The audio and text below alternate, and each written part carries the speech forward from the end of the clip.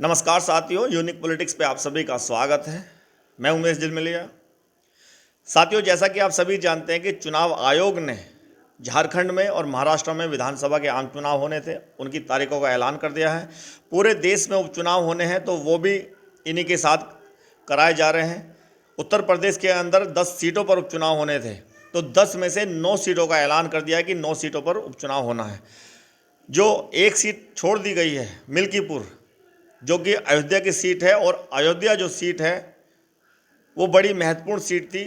2024 के लोकसभा चुनाव में बीजेपी इस सीट को पूरी तरह से जीत का दावा भी कर रही थी कि जीत जाएगी, क्योंकि जिस तरह से राम के नाम पर वोट लेने की कोशिश की गई पूरे देश के अंदर, और उत्तर प्रदेश में राम मंदिर बनाया गया और अयोध्या में बनाया गया, तो अयोध्या की जो सीट थी वो तो बहुत ही महत्वपूर्ण थी, और उसी सीट को बीजेपी हार गई और समाजवादी पार्टी वहाँ से जीत गई, और काफ़ी अंतर से बीजेपी को करारी हार का सामना करना पड़ा।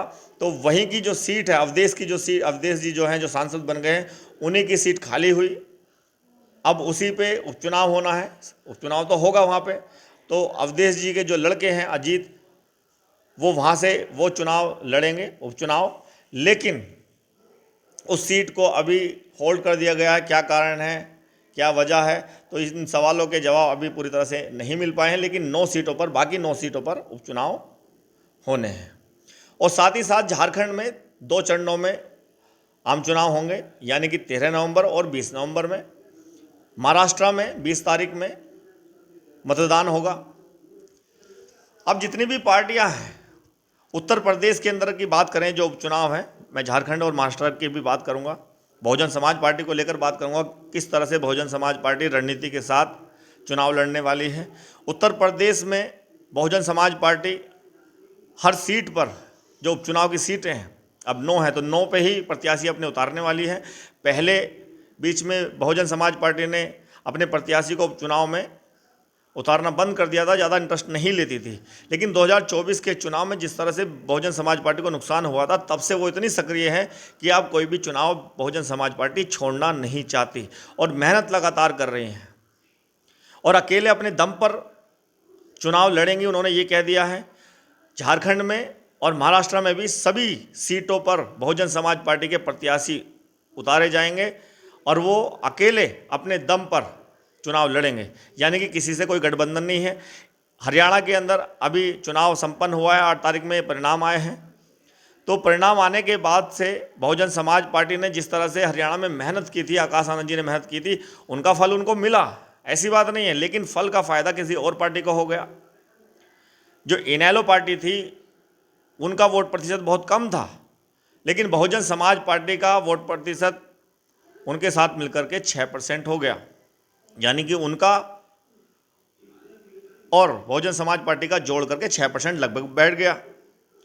लेकिन अलग अलग की बात करें तो अलग अलग 4.14 इनेलो पार्टी का और 1.78 बहुजन समाज पार्टी का ऐसे हुआ। लेकिन इससे क्या हुआ कि बहुजन समाज पार्टी के जो नेता थे, जिस तरह से उन्होंने मेहनत की, तो उन्होंने अपना वोट तो ट्रांसफ़र करवा दिया। जिस तरह से बहन जी ने कहा कि हम तो अपना वोट बहुजन समाज के लोगों का किसी भी पार्टी को ट्रांसफ़र करवा देते हैं, लेकिन वो नेता दूसरी पार्टी के हमें वोट ट्रांसफ़र नहीं करवा पाते।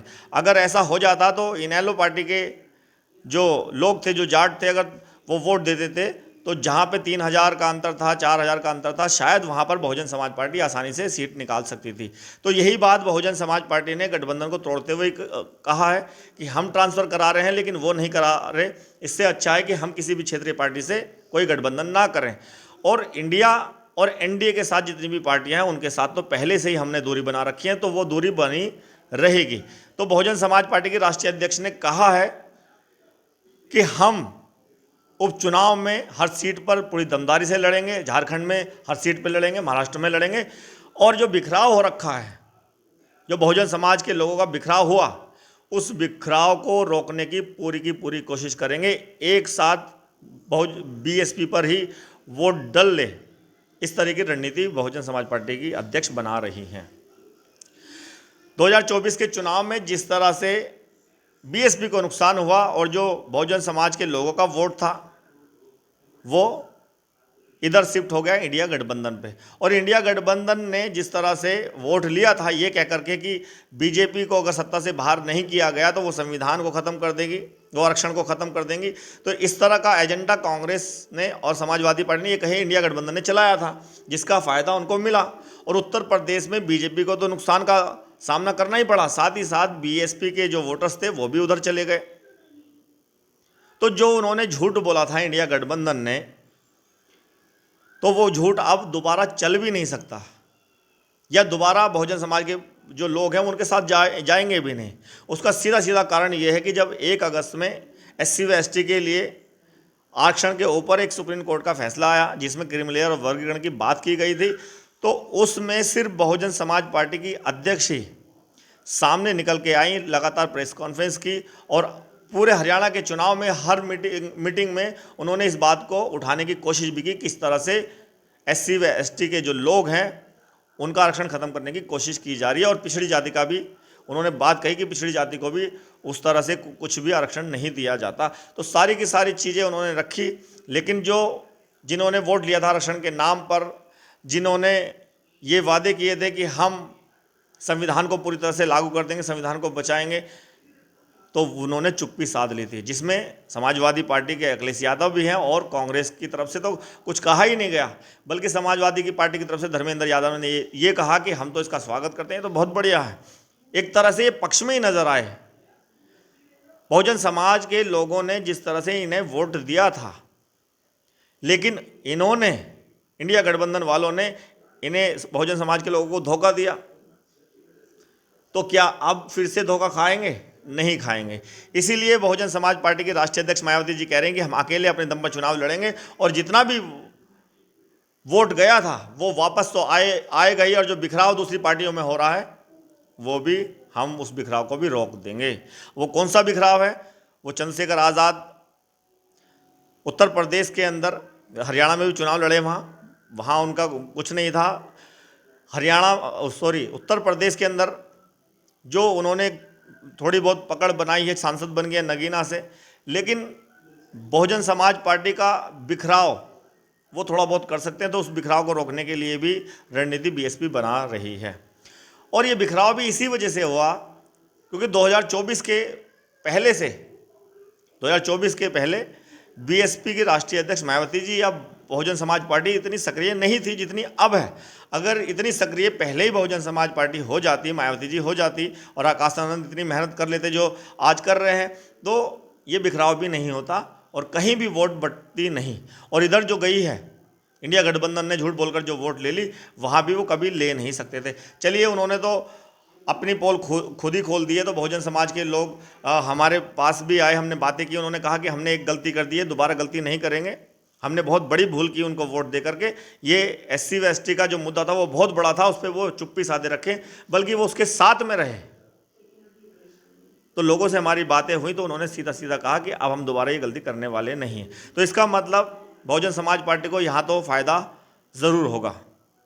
27 के चुनाव में तो फ़ायदा मिलेगा, उससे पहले तो बहुत ही ज़्यादा वो मेहनत कर रही हैं, सक्रिय हो रही हैं। तो अभी उपचुनाव में 9 सीटों पर वो मेहनत जिस तरह से करेंगे तो यहीं से पता चल जाएगा कि कितना वोट प्रतिशत बढ़ रहा है, या फ़ायदा हो रहा है, नुकसान हो रहा है। जिस तरह से हरियाणा में दिखाया जा रहा था, तो हरियाणा में नुकसान नहीं हुआ बहुजन समाज पार्टी को, बल्कि फ़ायदा ही हुआ। जब कोई मेहनत करता है तो मेहनत का फल जरूर मिलता है। तो झारखंड में भी और महाराष्ट्र में भी अकेले अपने दम पर वो चुनाव लड़ेंगे। तो जिस तरह से सक्रिय अब हुई हैं, इसी सक्रियता के साथ अगर चुनाव लड़ती हैं तो बहुजन समाज पार्टी को फ़ायदा जरूर होगा। बहुजन समाज पार्टी के जो नेता हैं, इंदु चौधरी की मैं बात करूं, उन्होंने भी इस पर जवाब दिया है कि जितने भी लोग हैं जो बहुजन समाज पार्टी को कमज़ोर करना चाहते हैं, या इनमें से चमचे पैदा हो गए हैं। चमचे तभी पैदा होते हैं जब लोग जागरूक हो जाते हैं और सारी चीज़ों को समझना शुरू कर देते हैं, क्योंकि फिर विपक्ष के पास कुछ ऐसा रहता नहीं कि इनसे कैसे लड़ें। तो इसलिए फिर कहीं ना कहीं कुछ चमचों को खरीदना पड़ता है, अपनी तरफ लाना पड़ता है, और फिर उनको नेता बनाया जाता है। लेकिन कौन असली है कौन नकली है, जनता उनको बहुत अच्छे से जानती है। बहुत ज़्यादा जो बहुजन समाज के लोग हैं वो अब जागरूक हो चुके हैं, अब उन्हें बेवकूफ़ बनाना आसान बात नहीं है। ये सारी बात भी बीएसपी की नेता, लालगंज की जो पूर्व सांसद प्रत्याशी थी इंदू चौधरी, बहुत बढ़िया चुनाव वो लड़ी और बड़ी बेबाकी से पैदल पैदल लोगों के बीच में जाते हैं। बहुत अच्छी पकड़ बना रखी है उन्होंने और बहुत अच्छा वोट भी उनको मिला था। उत्तर प्रदेश के अंदर सबसे ज़्यादा मुझे लगता है, या पूरे देश के अंदर ही सबसे ज़्यादा वोट भी उन्हें ही मिला था।